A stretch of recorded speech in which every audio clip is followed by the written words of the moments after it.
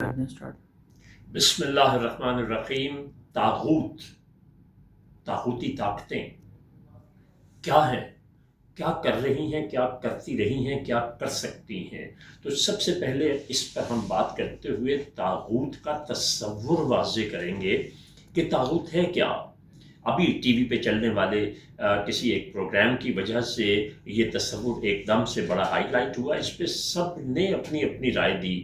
اچھی یا بری کی کوئی بحث نہیں ہے۔ میں جو چیز آپ کے علم میں لانا چاہتا ہوں، طاغوت دراصل کیا ہے یہ جانیے۔ تو طاغوت جو ہے یہ عربی زبان کا لفظ ہے، اور قرآن عربی سے مراد میری یہ ہے کہ یہ قرآن میں بھی استعمال ہوا ہے۔ اس کا جو روٹ ورڈ ہے، میں جیسے پہلے بھی بتاتا رہتا ہوں کہ دنیا کا بہترین روٹ ورڈ اگر کسی زبان میں ہے تو وہ عربی ہے۔ تو اس کا جو روٹ ورڈ ہے جس کو مادہ کہتے ہیں عرف عام میں، توئے غین چھوٹی ہے، یہ اردو میں ہم ایسے بولیں گے، جب عربی میں بات کریں گے تو پھر ہم توئے نہیں کہیں گے، تو غائن اور یا۔ اس کے لفظی معنی لغوی بائی ڈکشنری، لمٹ، ہم کہتے ہیں وہ اپنی لمٹ کراس کر گیا۔ تو جب وہ حد سے باہر نکلا، پیمانہ، کوئی میئرمنٹ کا سکیل جو ہوتا ہے اس کو کہتے ہیں۔ اسی طرح سے جب سیلاب آتا ہے، طغیانی آتی، ہم لفظ طغیانی اردو میں بہت استعمال کرتے ہیں۔ تو طغیانی کیا ہوتی ہے کہ وہ جو حد ہوتی ہے کناروں کی، پانی اس سے باہر چلا جاتا ہے، اس لیے اس کو طغیانی کہتے ہیں، اور اس کا روٹ ورڈ یہی طاغوت ہے۔ حدود شکن، حدود کو توڑنے والا، اور سرکش، ایسا پہاڑ جس پہ چڑھنا بہت مشکل ہو، اس کو بھی طاغوت کہتے ہیں۔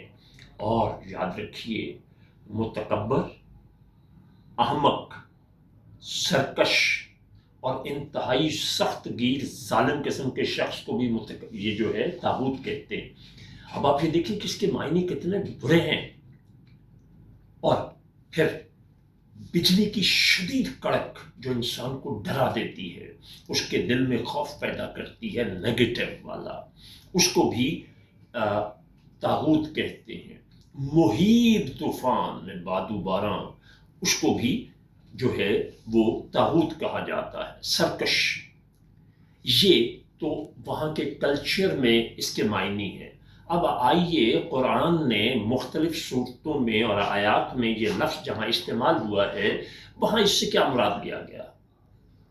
تو اس کا مطلب ہے اللہ کی حدود کو توڑنے والا، یعنی وہ نظام جو اللہ نے دیا ہے اس کے مطابق چلنے کی بجائے اپنا نظام بنانے والا۔ تو یہاں دیکھیے، اپنے آپ کا ہم اگر تجزیہ کریں تو ہمارے لیے یہ فوڈ فار تھاٹ ہے۔ بہت اہم بات ہے کہ جب ہم اللہ کے احکامات کو نہیں مانتے تو پھر ہم کون ہیں؟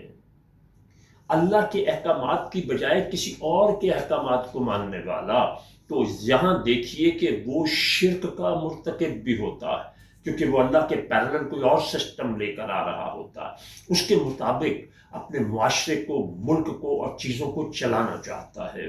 سورہ نساء کی جو آیت نمبر 60 ہے وہ اسی چیز کو بیان کرتی ہے۔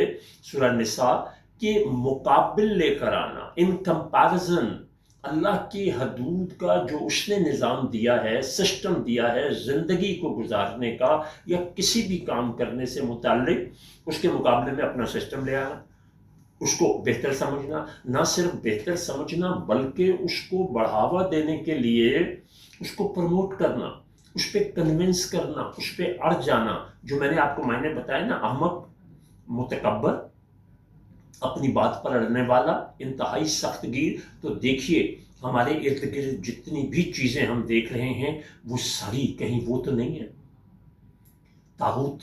اب آتے ہیں طاغوتی طاقتیں کیا کرتی ہیں۔ ایک بڑی ہی اہم بات ہے، جب حاکم حکومت کو اللہ کے دیے ہوئے قانون کے مطابق نہیں کر رہے، وہ ہمارے ملک میں ہوں یا باہر کے ہوں، تو پھر وہ اہل ایمان نہیں ہے۔ کیوں؟ اس کی ایک بہت بڑی وجہ یہ ہے کہ سورہ بقرہ کی آیت نمبر 257 میں ڈفرینشیٹ کر دیا گیا ہے کہ ایک وہ ہیں جو اللہ کے ولی ہیں اور دوسرے وہ ہیں جو طاغوت کے ولی ہیں۔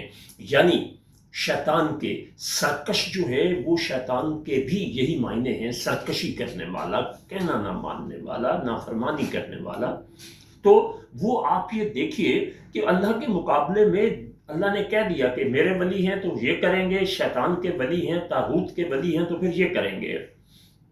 اس وقت ہماری عدالتیں یا کسی بھی ملک و معاشرے کی عدالتیں جب اللہ کے دیے ہوئے نظام انصاف کے مطابق فیصلے نہ کریں تو پھر وہ اسلامی عدالتیں نہیں ہیں، وہ پاکستانی عدالتیں نہیں ہیں، وہ طاغوتی عدالتیں ہیں۔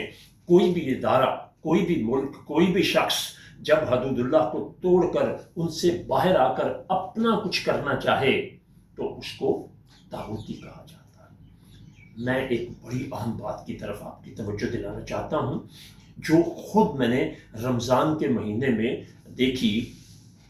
ہوا اس طرح کہ پاکستان میں لاہور شہر میں ایک بہت بڑی مسجد ہے، وہاں پر بہت سے لوگوں کو مدعو کیا گیا۔ میری خوش قسمت یہ کہ علماء و فضلاء کے اس اجتماع میں مجھے بھی بلایا گیا، تو وہاں جا کے مجھے حیرت یہ ہوئی کہ وہاں ہندو بھی موجود ہے، وہاں عیسائی بھی موجود ہیں، اور امریکہ سے آیا ہوا ایک وفد بھی موجود تھا۔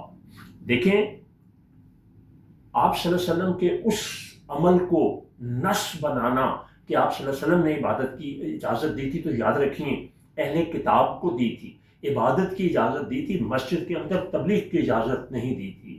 اس مسجد میں ہندو نے اپنے طریقے سے تلاوت کی، عیسائی نے اپنے طریقے سے کی، مسلمان نے اپنے طریقے سے کی، اور مجھے بہت دکھ ہوا کچھ علماء کرام کی زبانی یہ بات سن کر کہ ہم ہیومنزم کے قائل ہیں۔ خدا کے لیے ہیومنزم طاغوتی طاقت کی، طاغوتی عمل کی سب سے بدترین مثال ہے۔ یاد رکھیں، ہمیں اتنی انگریزی آنی چاہیے کہ ہم ہیومنٹی میں اور ہیومنزم میں فرق کر سکیں۔ اتفاق سے جب مجھے بات کرنے کا موقع ملا تو میں نے امریکی وفد کے